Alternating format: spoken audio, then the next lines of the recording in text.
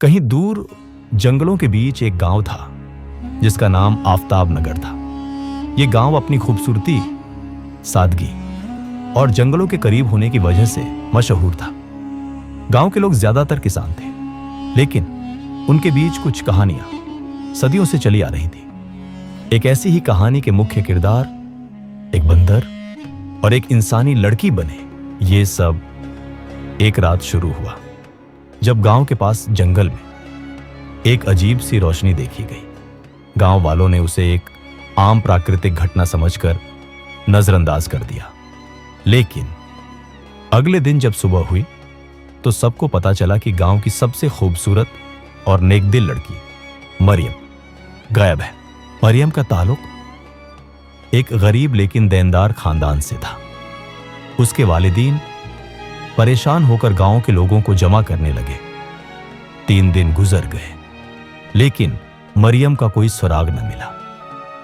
गांव के बुजुर्गों ने फैसला किया कि वो दुआ करेंगे और मरियम की तलाश जारी रखेंगे। चौथे दिन गांव के कुछ नौजवान मरियम की तलाश में जंगल की ओर रवाना हुए। जंगल के बीचों बीच एक अनोखी जगह मिली जहां सब कुछ असामान्य लग रहा था। एक तरफ बंदरों का एक बड़ा झुंड जमा था और उनके बीच एक ऐसा नजारा था जिसने उन नौजवानों को हक्का बक्का कर दिया।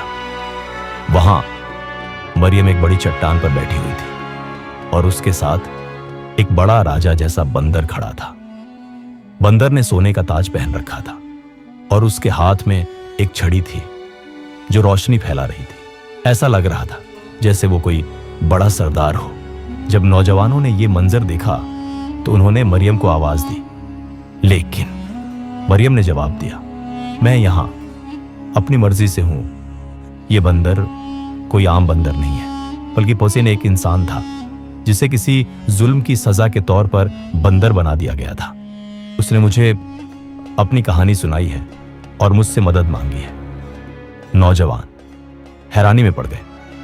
मरियम ने आगे बताया कि वो बंदर, जिसका नाम जहीर था, कभी एक ताकतवर राजा था जो जुल्म और घमंड की वजह से अल्लाह के अजाब का शिकार हुआ।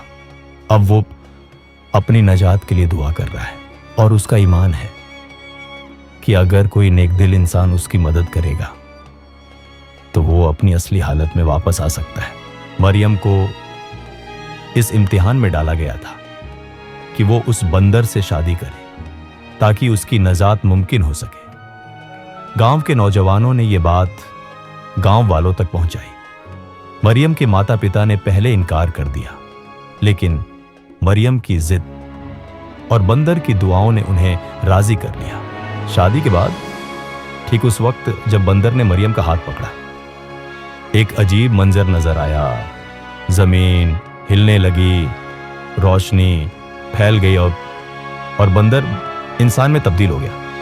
अब वो एक बेहद खूबसूरत और आजिज इंसान बन चुका था। जहीर ने अल्लाह का शुक्र अदा किया और गांव वालों को बताया कि उसकी कहानी एक इबरत है कि घमंड और जुल्म इंसान को कहां से कहां ले जा सकते हैं।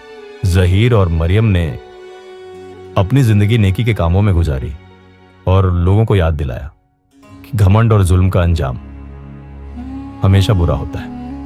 गांव वाले भी इस वाकये को पीढ़ी दर पीढ़ी सुनाते रहे ताकि सबको याद रहे कि अल्लाह के अजाब से बचने के लिए हमें आजिज़ी और नेकी का रास्ता अपनाना चाहिए।